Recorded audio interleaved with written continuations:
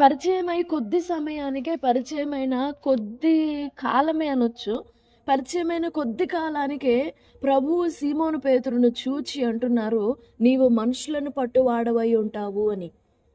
అసలు ఆ మాట thought word carries a heavy burden within it. ఆ మాటే చాలా బరువైన మాట. చాలా భారమైన మాట కూడా. "నీవు మనుషులను పట్టువాడవై ఉంటావు" అని. అలాంటిది అప్పటికప్పుడు పరిచయమైన వ్యక్తితో ఆ మాట ఎలా చెప్పగలరు ప్రభు?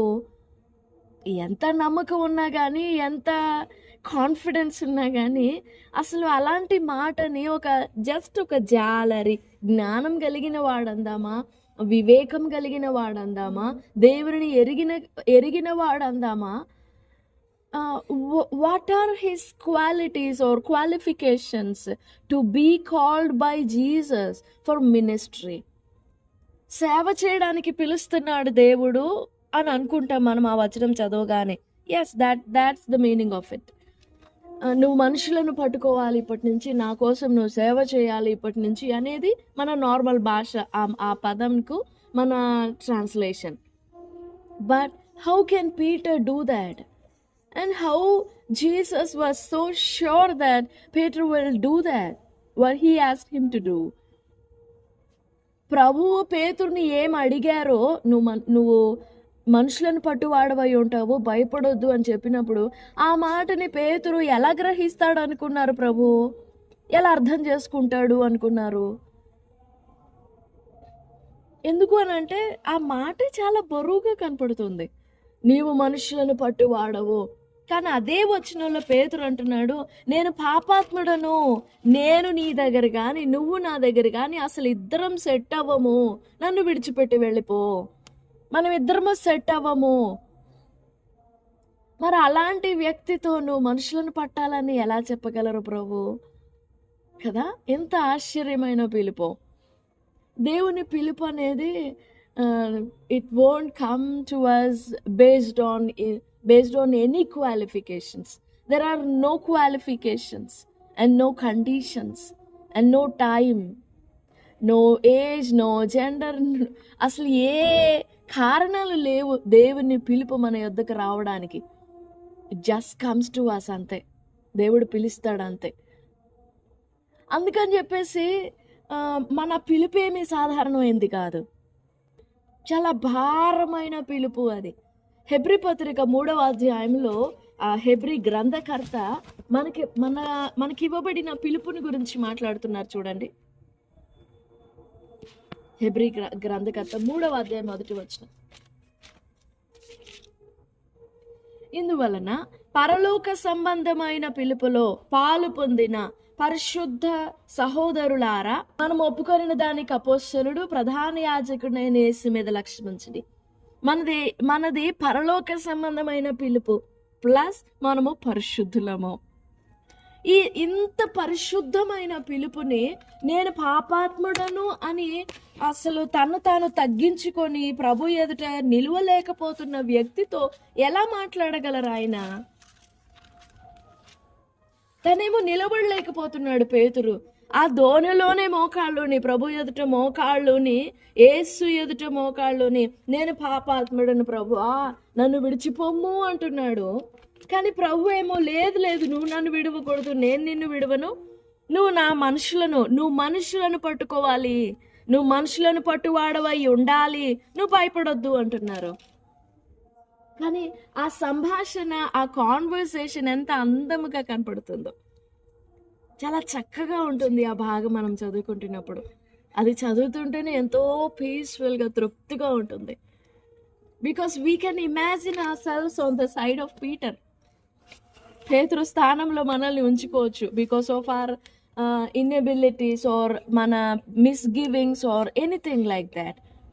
ఆ భయాలన్నీ చూసినప్పుడు మనల్ని పేతురు స్థానంలో ఉంచుకొని ప్రభు మనతో మాట్లాడుతున్నట్లుగా మనం అర్థం చేసుకుంటే విల్ ఫీల్ సో పీస్ఫుల్ కదా. చాలా నెమ్మదిగా ఉంటుంది ఆ మాట తలుచుకుంటేనే.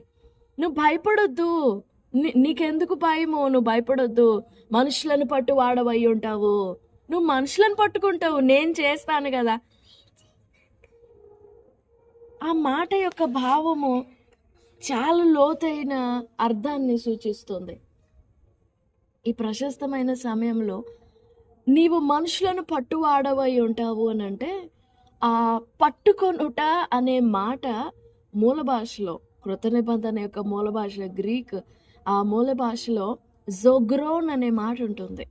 జోగ్రోన్ అంటే అలైవ్గా బ్రతికి ఉండున్నట్లు పట్టుకోవడం. Reviving and receiving or capturing them alive, ప్రాణాలతో పట్టుకోవడం. ఇంకా బైబిల్ భాషలో మనం మాట్లాడాలి అని అంటే జీవము కలిగి ఉండున్నట్లు పట్టుకోవడం. సాధారణంగా చేపలు పట్టుకున్నప్పుడు అవి మనం వల వేసినప్పుడు కొన్ని బ్రతికినవి పడతాయి, కొన్ని చనిపోయినవి పడతాయి. బ్రతికినవి పట్టుకున్నా కానీ వాటిని మనం బయటికి తీసే కారణము వాటిని చంపడానికి, ఫర్ ఆర్ ఫుడ్ పర్పస్, మనం తినడానికి చంపుతాం. ఆ మాట నేను మనుషులను పట్టుకుంటావు అని అంటే మనుషులను కూడా చంపడానికా? ఖచ్చితంగా కాదు. You will be capturing alive the dead ones. మృతమైన స్థితిలో మరణములో ఉన్న వారిని, మరణములో ఉన్న మనిషిని, మరణంలో ఉన్న వ్యక్తులను నీవు జీవము కలిగిన వారినిగా పట్టుకుంటావు. You will raise people from the dead and you will be capturing them alive. So take heart. భయపడొద్దు, భయపడకము. నిజంగా మన ప్రభు ఎంత నమ్మకమైన వాడు చూడండి, ఎంత నమ్మదగిన వాడు చూడండి. ఆ టైంలో పేతురుని అస్సలు నమ్మడానికి ఛాన్సే లేదు. Because he was not saved. అతనికి మారుమనసు లేదు ఆ టైంలో. అతను తర్వాత కాలంలో పేతురు ఏం చేస్తాడో ప్రభుకు తెలుసు. నిన్ను ఎరుగనని, ఆయన ఎవరో నాకు తెలియదని బొంకుతాడని తెలుసు. తర్వాత నేను యెరూషలేమునకు వెళ్ళి ఇలాగా నేను సిలువ వేయబడాలి, నేను మరణించాలి అని మాట్లాడితే 2 చేతులు అడ్డుపెట్టేసి అస్సలు అది జరగకూడదు, అది కూడదు అని దేవుని చిత్తాన్ని అడ్డగిస్తాడు పేతురు. అప్పుడు ప్రభు అన్నారు, సాతానా నా వెనుకకు పోము అని. ఈ విషయాలన్నీ, ఈ బలహీనతలన్నీ, ఈ షార్ట్ కమింగ్స్, ఈ మిస్గివింగ్స్ అన్నీ ఉండినా కానీ ప్రభు అంటున్నారు, నువ్వు మనుషులను పట్టుకుంటావు, పట్టువాడవై ఉంటావు. I will help you to do that and you will be catching men. You are going to catch men. అప్పుడు పేతురు మనసులో ఒక ఆలోచన వచ్చి ఉండొచ్చు, ప్రభువా నేనే పట్టబడలేదు, ఇక నేను మనుషులను పడతానా? అసలు అదేంటి అంత ఆలోచన లేకుండా నాతో మాట్లాడుతున్నారు అని పేతురు అనలేదు. కానీ వెంటనే పేతురులో వచ్చిన ఒక రెస్పాండ్ చూడండి, ఎంత ఆశ్చర్యమైన రెస్పాండ్. 11వ వచనం, వారు దోణెలను దరికి చేర్చి సమస్తమును విడిచిపెట్టి ఆయనను వెంబడించిరి. They left everything behind. ఎంత రాసి పడిందో చేపల రాసి. ఈవెన్ దెన్ నాకు ఈ చేపల రాసి ఎందుకు, నేనేం చేసుకుంటాను ఈ చేపల రాశిని, నాకు అవసరం లేదు. ఈ చేపల రాశిని నా యొద్దకు వచ్చినట్లు చేశారు కదా, ఆ ప్రభువుని వెంబడించడానికి నేను వెళ్తున్నాను. మనుషులను పట్టువాడనై ఉంటానని చెప్పావు కదా, సరే పదదేవా నేను మనుషులను పడతాను, నీకోసం మనుషులను పట్టుతాను అనని మనుషులను పట్టడానికి బయలుదేరలేదు పేతురు, ప్రభుని వెంబడించడానికి బయలుదేరాడు. పట్టుకోవడం అంటే జీవంతో పట్టుకోవడం, ప్రాణంతో పట్టుకోవడం.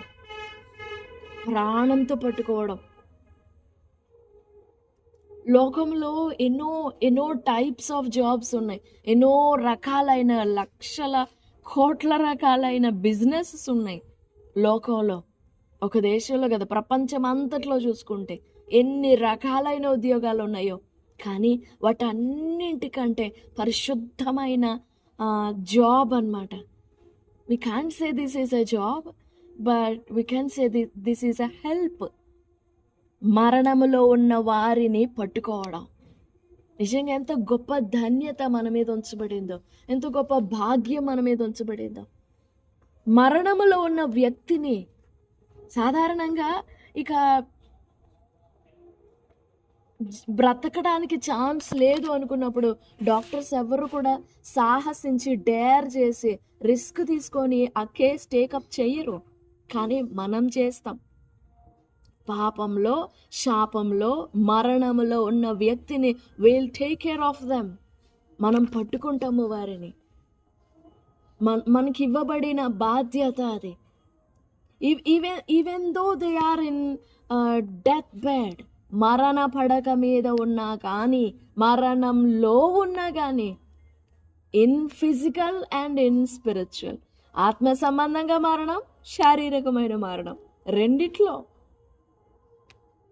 ఎందుకు అనంటే, మనకి ఎందుకు ఇవ్వబడింది ఆ భాగ్యం, ఆ బాధ్యత అనంటే, because we are the life. We are selves are the life. మనమే జీవమై ఉన్నాము. మనం జీవమై ఉన్నాం. నేను లోకానికి వెలుగునై ఉన్నానన్నారు ప్రభు.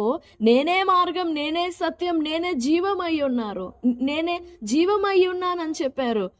So we are the life to this whole world. మనం వెలుగు మాత్రమే కాదు, ఉప్పు మాత్రమే కాదు, జీవమై ఉన్నాము. యోహాను సువార్త 1:4 ఉంటుంది, ఆ జీవము మనుషులకు వెలుగై ఉండెను. ఆయనలో వెలుగుండింది, ఆయనలో జీవం ఉండింది. ఆ జీవము మనకి వెలుగై ఉంటుంది. ఆయన జీవాన్ని పొందిన మనము, సమృద్ధిగా జీవాన్ని పొందిన మనము, మనలో ఊటలాగా ఊరుతుండిన ఈ జీవాన్ని మనము మరణములో ఉన్న వ్యక్తికి పంచిపెట్టి ఆ వ్యక్తిని లేపుతున్నాము, ఆ వ్యక్తిని బ్రతికిస్తున్నాము. This is a pure and holy job of us. పరిశుద్ధమైన పని మనకిది. చాలా పవిత్రమైన భాగ్యము ఇది. కానీ మన ఫోకస్, చాలామంది ఈ రోజుల్లో, ఈ చివరి చెడ్డ దినాల్లో ఏం జరుగుతుందని అంటే, instead of focusing on catching men from the dead, we are turning our focus, we are turning our attentions to catch fish. చేపలు పడుతున్న పేతురుని పిలిచి నువ్వు మనుషులను పట్టాలి అని ప్రభు పిలిస్తే, ఈ రోజుల్లో రివర్స్ జరుగుతుంది. మనుషులను పట్టాల్సిన మనము, మరణంలో ఉన్న వారిని పట్టుకోవాల్సిన మనము, ఈ రోజున సేవ కూడా చాలా బిజినెస్ అయిపోతుంది. కానీ పరిశుద్ధమైన బాధ్యతతో చేసేవారు కూడా ఉన్నారు. అందుకే ఈ దినానికి కూడా, ఇంత చెడ్డ దినాలలో కూడా పాపి అయిన మనిషి రక్షించబడుతున్నాడు, మరణంలో ఉన్న వ్యక్తి రక్షింపబడుతున్నాడు. We are called to catch men, not fish, not to do business. ప్రభు, ఆ మనుషులను తర్వాత పడతానులే, ముందు నాకు ఈ బిజినెస్ నేర్పు. నేను ఫస్ట్ నాకు వచ్చిన ఈ చేపల రాసంతటిని అమ్మి నా కుటుంబంలో నా అక్కర్లాసరాతలు అన్నీ తీర్చేసుకొని అప్పుడు నేను వచ్చి నిన్ను వెంబడిస్తాను అనలేదు. When Peter bowed down before Jesus, when Peter knelt down before Jesus, he has a clear revelation of Jesus, that the man who is standing in front of him, the man who is speaking to him, is not a simple man. తన ఎదుట నిలబడిన మనిషి, ఆయన బోధకుడు, is not a simple man. సాధారణమైన వాడు కాదు ఆయన. నిదోనను లోతునకు తీసుకువెళ్ళు, లోతునకు వలవేయి అని చెప్పిన వాడు సామాన్యమైన వాడు కాదు. సాధారణంగా ఒక ఆశీర్వాదం వస్తే, ఒక దీవెన వస్తే వెంటనే మన నోటి నుండి వచ్చేది థ్యాంక్ గాడ్, స్తుతి. కానీ పేతురుకి చాలా రివర్స్ జరిగింది. When he got blessing, అసలు తను తల మొదలుకొని అరికాలు వరకు నిలువెల్ల వణికిపోయి ప్రభు పాదాల దగ్గర పడిపోయి నేను పాపాత్ముడని అని ఒప్పుకుంటున్నాడు. Yes, God's blessings will bring repentance to. దేవుని దీవెన, దేవుని కార్యము మనలో ఒక పశ్చాత్తాపాన్ని కూడా తీసుకొస్తుంది. If it's not, if repentance is, if we are not repenting because of the blessing that we get from the Lord, then it is not from Him. పొందిన దీవెనను విషయమై, పొందిన దీవెన గురించి మనం దేవుని ఎదుట తగ్గి పశ్చాత్తాపడకపోతే, పశ్చాత్తాపం మనలో రావట్లేదు అని అంటే, then the blessing is not from God. If a work is from God, then it surely brings us the repentance.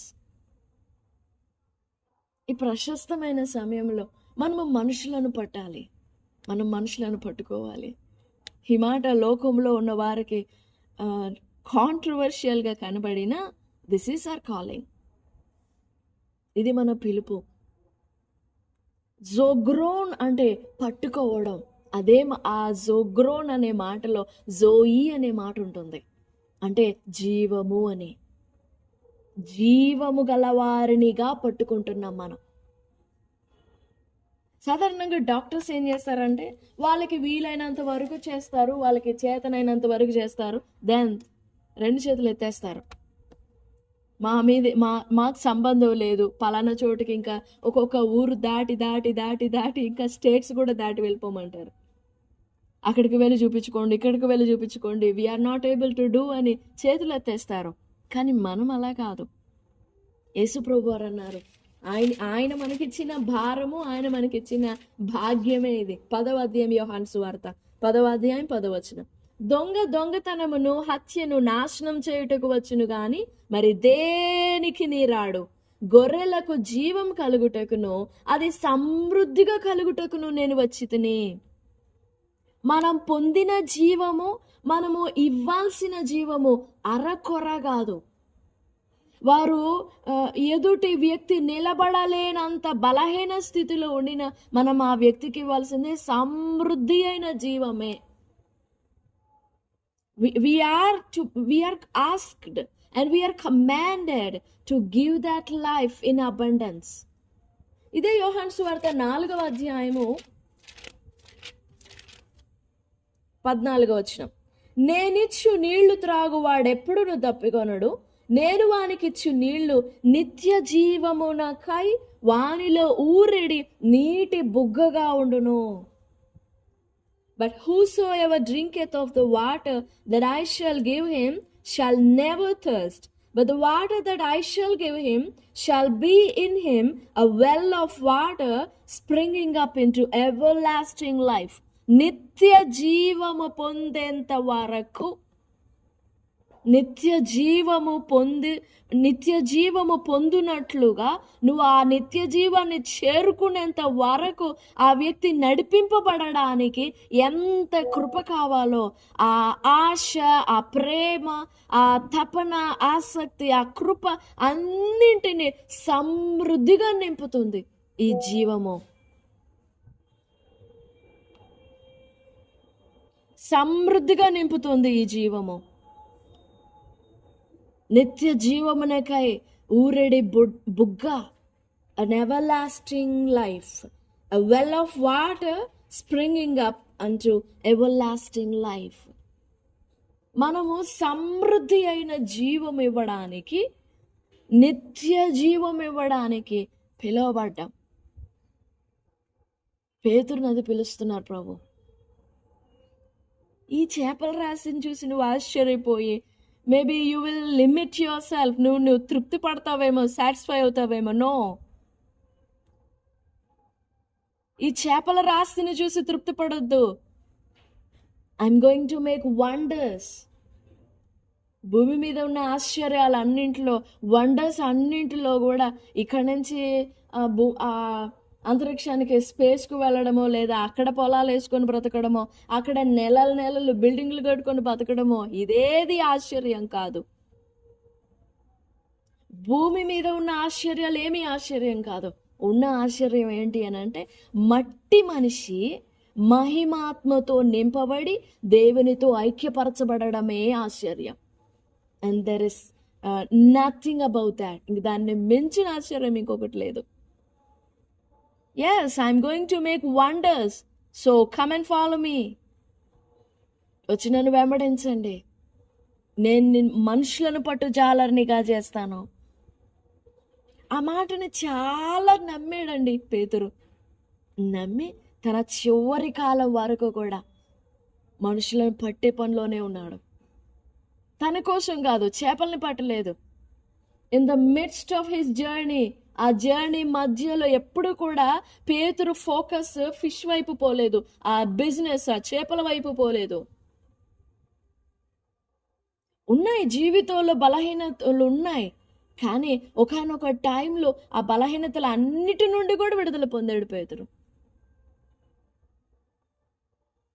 Peter was a fierce preacher. చాలా గంభీరమైన బోధకుడు పేతురు. ఉన్నాయి షార్ట్ కమింగ్స్ ఉన్నాయి, కానీ తర్వాత after everything he became a fears preacher, anointed preacher. ప్రశస్తమైన సమయంలో మనము జీవం ఇవ్వడానికి, అది కూడా సమృద్ధి అయిన జీవం మనలో నుండి పొంగి పొర్లిపోవడానికి పిలువబడ్డాము. పేతురు, నువ్వు మనుషులను పట్టాలి అని అంటే ఆ మాట మాట్లాడేటప్పుడే Jesus allowed and Jesus filled Peter with life. నేను నీకు జీవితం ఇచ్చాను. రాత్రంతా కష్టపడ్డావు. Your experience has made you nothing. నీ ఎక్స్పీరియన్స్ నిన్ను మోసం చేసేసింది. నీ అనుభవము నిన్ను బ్లాక్ చేసేసింది. You can't step even a foot. ఒక అడుగు కూడా ముందుకు వేయలేవు. But I'm giving you a new life. అవును, ఆ అధ్యాయంలో పీటర్ జీవితంలో పేతురు జీవితంలో అది ఒక న్యూ చాప్టర్. 3 జీవితాలు కనపడతాయి అక్కడ ఆ భాగంలో. ఒకటి ముందు జీవితం, ఆ చేపలు పడుతున్నప్పుడు అదొక జీవితం, before Jesus. And number 2, after Jesus came into his boat, ఆ ధోనిలోనికి వచ్చి నీ ధోనిను లోతునకు నడిపించు అనినప్పుడు, that is second life. And the third one is after the calling, when he received the calling. చాలా అద్భుతంగా మార్చబడింది పేతురు జీవితం. ఎందుకనంటే నమ్మాడు. Okay, I got the life. నేను పొందినాను జీవం, నేను జీవంతో నింపబడ్డాను. ఆ జీవాన్ని గురించి మొదటి పేతురు పత్రికలో, 2 పేతురు పత్రికలో చదువుతాం మనం. అక్షయమైన జీవము అది, చాలా అద్భుతమైన జీవము అది. మనలో నింపబడిన జీవాన్ని లోకానికి పంచిపెట్టే బాధ్యత,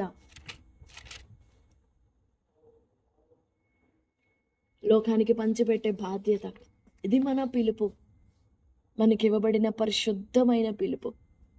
ఇంతకంటే పరిశుద్ధమైన కాలింగ్, పిలుపు ఇంకా మరేది లేదండి. ఇంకా మరి భూమి మీద ఎక్కడ దొరకదు అది. అయితే మనలో నుండి జీవము ప్రవహిస్తోందా? మనము బ్రతికిస్తున్నామా? మనము మనుషులను చావు నుండి, మరణం నుండి, శాపం నుండి, రోగం నుండి, పాపం నుండి మనం బ్రతికిస్తున్నామా? చాలామంది దినాల్లో త్రోవ తప్పించి చంపివేస్తున్నారు. ఎహెజ్కేలు గ్రంథంలో, ఇర్మియా గ్రంథంలో చూస్తాం. సరిగా మేత పెట్టక, సరిగా మేపక నా గొర్రెలను చంపేస్తున్నారు. నా గొర్రెలను పట్టించుకోవట్లేదు, వాటి మీద శ్రద్ధ చూపట్లేదు. అవి చెదిరిపోతున్నాయి. అవి చెదిరిపోయి అడవి మృగములకు ఆహారం అయిపోతున్నాయి. అయినా వారు పట్టించుకోవట్లేదు. 34:4 బలహీనమైన వాటిని మీరు బలపరచరు, రోగము గల వాటిని స్వస్థపరచరు, గాయపడిన వాటికి కట్టుకట్టరు, తోలివేసిన వాటిని మరలా తోలుకొని రారు, తప్పిపోయిన వాటిని వెదకరు. అది మాత్రమే గాక మీరు కఠిన మనస్కులై బలాత్కారముతో వాటిని ఏలుదురు. కాబట్టి కాపరులు లేకయే అవి చెదరిపోయి సకల అడవి మృగములకు ఆహారమాయను. నా గొర్రెలు పర్వతములన్నిటి మీదను ఎత్తైన ప్రతి కొండ మీదను తిరుగులాడుచున్నవి. నా గొర్రెలు భూమి అందంతట చెదిరిపోయినను వాటిని గూర్చి విచారించు వాడొకడును లేడు, వెదుకువాడొకడును లేడు. నా 8 కాపరులు లేకుండా నా గొర్రెలు దోపుడు సొమ్మయి సకలమైన అడవి మృగములకు ఆహారమాయను. కాపరులు నా గొర్రెలను విచారింపరో, తమ కడుపు మాత్రమే నింపుకొందురు గాని గొర్రెలను మేపరో. 10వ వచనంలో ప్రభు అంటున్నారు, నా జీవం తోడు నేను ఆ కాపరులకు విరోధునైతిని. నా గొర్రెలను గూర్చి వారి యొద్ద విచారించదును, వారు గొర్రెల మేపుట మాన్పించదును. ఇకను కాపరులు తమ కడుపు నింపుకొని జాలకయ్యుందురు. నా గొర్రెలు వారికి తిండి కాకుండా వారి నోట నుండి వాటిని తప్పించదను. ఇదిగో నేనే నా గొర్రెలను వెతికి వాటిని కనుగొందును. దేవుని స్థానం, దేవుడు చేయాల్సిన ఆ బాధ్యతని మనకిచ్చారు. కానీ దినాలలో మన బాధ్యతని, మన పిలుపుని, మన మీద ఉండిన భారాన్ని మరొకసారి ప్రజ్వలించుకోవాల్సిన అవసరం, మరొకసారి జ్ఞాపకం చేసుకొని am I doing that అని మనల్ని మనం పరీక్ష చేసుకొని, మనల్ని మనం సరి చేసుకొని, మరలా మనల్ని మనం మండించుకోవాల్సిన అవసరం ఎంతైనా ఉండింది. బికాస్ ప్రతి భూమి మీద ఉన్న ప్రతి person, for every person he died for every person. తన ప్రాణం అంతా ధారపోసారు ఒక్కొక్క మనిషి కోసం. అంత ధారపోసి ఆయన తన స్వరక్తం ఇచ్చి కొనుక్కొని, ఆ రక్తం ఇచ్చి కొనుక్కున్న వారిని తీసుకొచ్చి మన కేర్లో పెట్టారు. మన కేర్లో, మన కావలిలో ఉంచారు. మీరు కావలి కాయండి అని. 78వ కీర్తన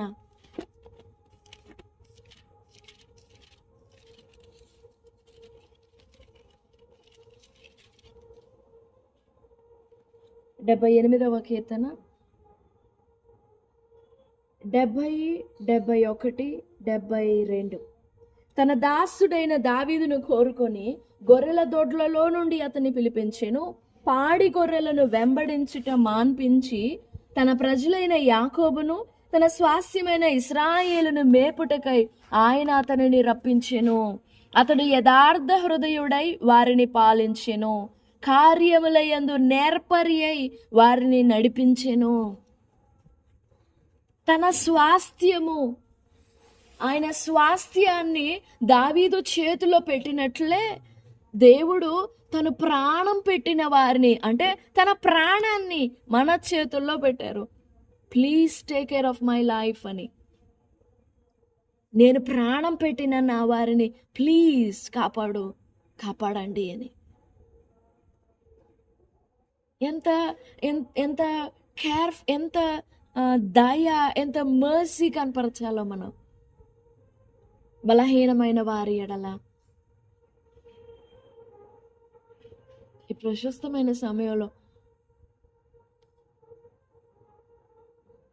మరొక్కసారి మన భారము, మన పిలుపు ఒకసారి అట్లా గుర్తు చేసుకొని రెన్యూ చేసుకుంటే చాలా బాగుంటుంది.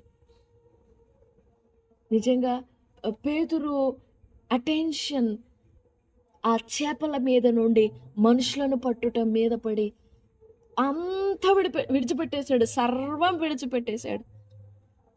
తన వలలు విడిచిపెట్టేశాడు, తన చేపల రాశి విడిచిపెట్టేశాడు, దోణెలు విడిచిపెట్టేశాడు. Nothing left behind. ఇంకేం మిగల్చలేదు వెనకాల, అన్నీ వదిలిపెట్టేశాడు. Everything behind. ఒకవేళ అది ఉంటే maybe he will turn back, కానీ అలా వెనుగు తిరగకుండా దానిని విడిచిపెట్టేశాడు. అలా మనం వెనక్కి తిరిగి చూడడానికి, మనం వెనుదిరిగి చూడడానికి అవకాశం లేకుండా పశ్చాత్తాపముతో పూర్తిగా అన్నిటిని వెనక్కి విడిచిపెట్టేసినట్లుగా, పేతురు విడిచిపెట్టినట్లుగా మనం కూడా నో టర్నింగ్ బ్యాక్ అన్నట్లు వెనుదిరిగి చూసే అవకాశం లేకుండా ఆ మార్గం మర్చిపోవునంతగా మనం విడిచిపెట్టినట్లయితే అప్పుడు ప్రభు సన్నిధిలో దేవుని జీవము మనలో ఎలాంటి లిమిట్స్ లేకుండా, ఎలాంటి హద్దులు లేకుండా మనలో సమృద్ధిగా నింపబడుతుంది ఆ జీవం. మనం నింపుకుంటాం ఆ జీవాన్ని. మనం ఎంత సమృద్ధి జీవాన్ని నింపుకున్నామో ఎదుటి వ్యక్తిలో కూడా అంతే సమృద్ధి జీవాన్ని నింపుతాం. మనం కొంచెం నింపుకొని ఎదుటివానికి సమృద్ధిని ఇవ్వలేం. ఆదికాండము 11వ అధ్యాయంలో అబ్రహాముని గురించిన భాగంలో 14-15 వచనాలు. 11వ అధ్యాయం హెబ్రీ పత్రిక 14-15. ఇలాగు చెప్పువారు తమ స్వదేశమును వెతుకుచున్నామని విషదపరచుచున్నారు కారా, వారు ఏ దేశం నుండి వచ్చిరో ఆ దేశమును జ్ఞాపకం అందించుకొన్న ఎడల మరలా వెళ్ళుటకు వారికి వీలు కలిగియుండును. అయితే వారు మరి శ్రేష్టమైన దేశమును అనగా పరలోక సంబంధమైన దేశమును కోరుచున్నారు. ఇక ఆ మ్యాప్ తెలియకుండా వాళ్ళు దేన్ని విడిచిపెట్టారు, ఏ రూట్లో విడిచిపెట్టారు, అవేవి గుర్తు లేకుండా సమస్తమును విడిచిపెట్టేశాడు అబ్రహాము. ద సేమ్ పేతురు కూడా. అందుకే ఒకసారి అడగగలిగాడు పేతుర్ని, ప్రభువా మేము మా సమస్తాన్ని విడిచిపెట్టి మిమ్మల్ని వెంబడిస్తున్నాం కదా. ఆ మాట చెప్పగలిగాడు. We left everything for you. మేము విడిచిపెట్టేశాము. So please enlighten us. What's going to happen in the future? నిజంగా మనము కూడా పేతురు వలనే మన కాన్సన్ట్రేషన్స్, మన అటెన్షన్స్, మన థింకింగ్, మన ఆలోచనలు పూర్తిగా సంపూర్ణంగా మనుషులను పట్టు విషయమందే ఉండాలి. ఎందుకంటే లోకమందున్న వారు ప్రభువుని, ఎవరైతే ఏ వ్యక్తి అయితే ప్రభువును ఎరుగలేదో ఆ వ్యక్తి మరణంలో ఉన్నాడు. ఆ మరణంలో ఉన్న వారిని మనము లేవనెత్తాలి. వారికి సమృద్ధి అయిన జీవాన్ని ఇవ్వాలి. కొంచెం కాదు, సమృద్ధి అయిన జీవాన్ని మనం ఇవ్వాలి. We have that calling and we have that responsibility and we have that power to. మనకు ఆ అధికారము కూడా ఇవ్వబడింది. మీరు వేటిని బంధిస్తారో భూమి మీద అవి పరలోకంలో బంధించబడతాయి. వేటిని విప్పుతారో అవి విప్పబడతాయి. ఇంకంతకంటే ఏం కావాలి? నీవు మనుషులను పట్టువాడవై ఉంటావు. అప్పటి వరకు జాలరి జాలరి జాలరి చేపలు పట్టుకునేవాడు అని పిలిచి ఉంటారు పేతుర్ని. కానీ ఇప్పుడు ఎవ్రీథింగ్ చేంజ్డ్. అపోస్తలుడైన పేతురు ఎంత నూతనంగా మార్చబడిందో పేరు. నిజంగా మన జీవితంలో మనము సమృద్ధి అయిన జీవం ఇవ్వడానికి పిలువబడ్డాం. సమృద్ధమైన జీవాన్ని ఇవ్వాలి.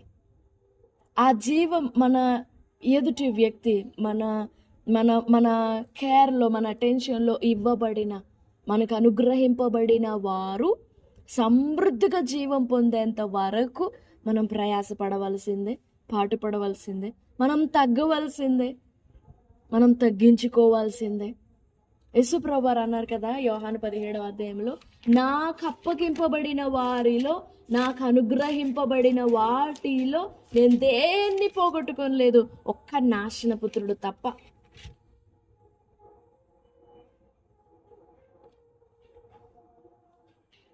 పదిహేడవ అధ్యాయము 12వ వచనం, నేను వారి యొద్ద ఉండగా నీవు నాకు అనుగ్రహించిన వారిని నీ నామమందు కాపాడితిని, నేను వారిని భద్రపరిచితిని కనుక లేఖనం నెరవేరునట్లు నాశనపుత్రుడు తప్ప వారిలో మరి ఎవడునూ నశింపలేదు.